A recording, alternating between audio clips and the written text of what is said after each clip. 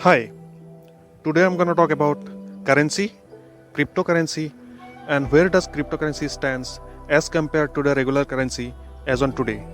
So let's dive in. What is money and what is currency? By definition, money is the medium of exchange and currency is the standardization of money. Now, what do we mean by that? In human society, we cannot create everything we need by ourselves. So we depend on others for various products and services. We exchange those products and services we need with something valuable known as money. So basically, money acts as the medium of transfer of value from one person to another. That's what money is. While transferring the value from person to person, we need to have the measurement system. And the standard used to measure the value is currency.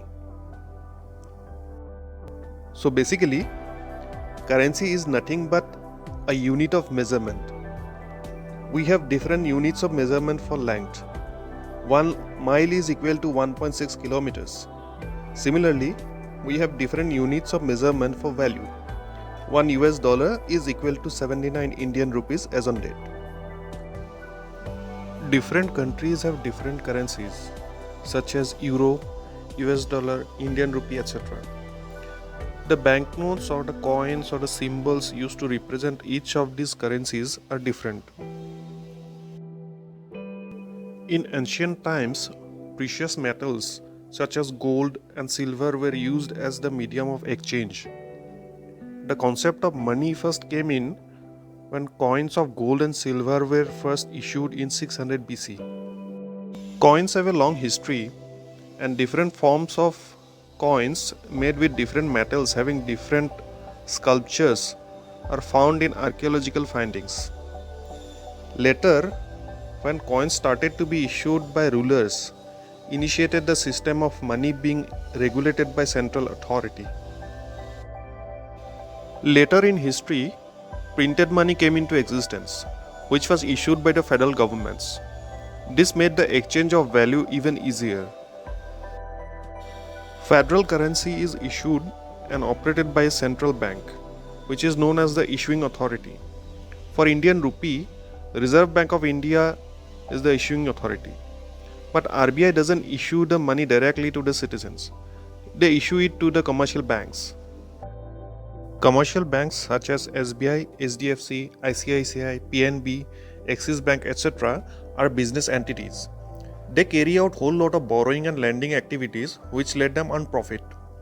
Say commercial banks borrow money from RBI at a certain rate known as repo rate and then lends it to customers at slightly higher interest rate, earning some money in between.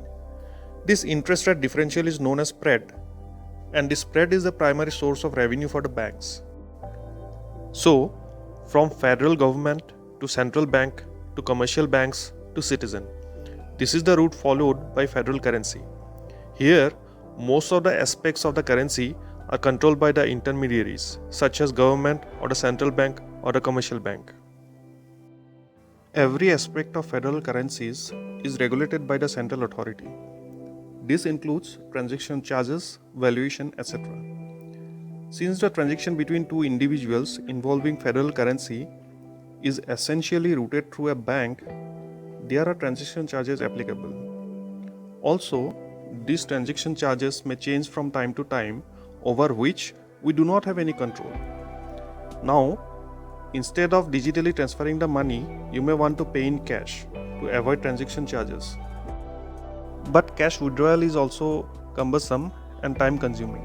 Also, delivering the physical cash to a person located at a different part of the world is another problem. Moreover, physical cash is subject to wear and tear, theft, etc.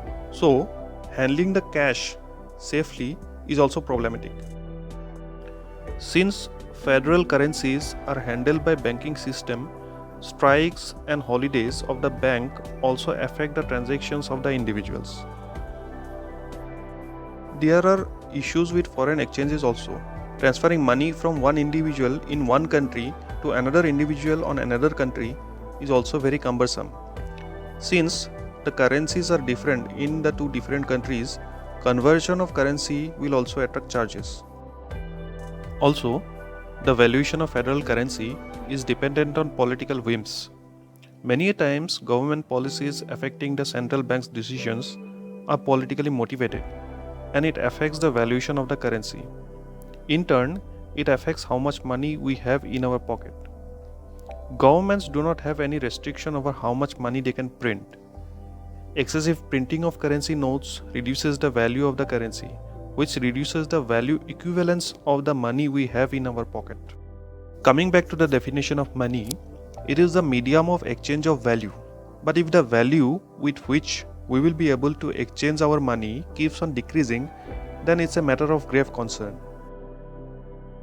Sometimes, even the currency notes can be disregarded overnight by the government, and we, the citizens, would have to run around to exchange our old currency notes with the new ones. This is the epic example of demonetization in India in 2016. This process cost a lot of valuable time and energy of the Indian citizens. Benefit of such bold step to common citizen is still debatable. So, the bottom line is, I have some money in my purse, but I don't have any control over its value, no control over how long it will be considered as valid, and how much of it I would have to spend while transacting with it. The dictionary meaning of the word cryptography is the art of writing and solving codes. In computer science, cryptography refers to secure communication techniques based on mathematical calculations. Computers are prone to hacking. So, to enhance the security of the communications between computers, the message is encrypted. The encryption takes place with the help of an algorithm. The encrypted message is then transmitted to the receiver computer. The receiver computer then decrypts the message with the help of a decryption algorithm. This process of securely transmitting and receiving messages between computers is known as cryptography.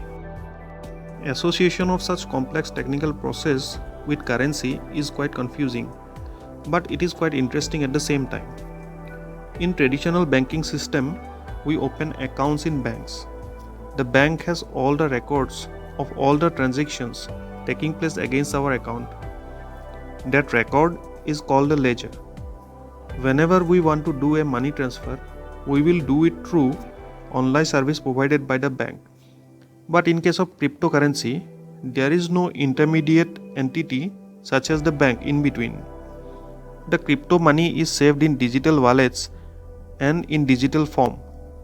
It doesn't have any physical existence. All the transactions in any cryptocurrency taking place across the globe are recorded in one ledger, and this ledger is equally available to all the participating computers in the crypto network. So, whenever you transfer some crypto money to somebody, that ledger is updated. The computers in the crypto network verify the authenticity of the transaction and validate the entry into the ledger. The technology on which cryptocurrency works is known as blockchain technology. A blockchain is a chain of blocks that contains information. In case of cryptocurrency, the block contains information about sender, receiver, number of coins transferred, etc. These individual blocks make up the whole distributed ledger. Transfer of information of the blocks between computers and updation and validation of the ledger takes place through encrypted network, and that is why it is known as cryptocurrency. This is the most generalized and most simplified explanation of cryptocurrency and blockchain. Since there is no intermediaries such as government, central bank or commercial banks, all the shortcomings of federal currencies are not available in cryptocurrency. It is a common standard of measurement of value throughout the world. So, it won't be having any issues of transaction charges, devaluation, susceptibility to political turmoil, issues with foreign exchange conversion, etc. Although, on the surface, cryptocurrency looks promising, it has one big problem.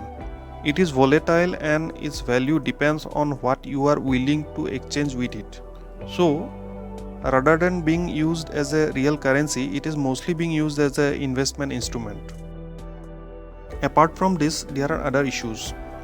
Crypto is not recognized by any government as a legal tender. There is no inherent value in both federal currency and cryptocurrency. But federal currencies are backed by the government guarantee, but crypto isn't. Also, since crypto is based on digital tech, cybersecurity threat will always be there. Although the government control over currency and banking system is seen as a drawback of federal currency, but in many cases, these regulators keep necessary checks and balances in place to maintain the integrity of the currency. This is not the case in cryptocurrency. There are pros and cons on both federal currency and cryptocurrency. Also, crypto will evolve and mature over time to mitigate the drawback it has today. But will it become a replacement of the federal currency? Only time will tell.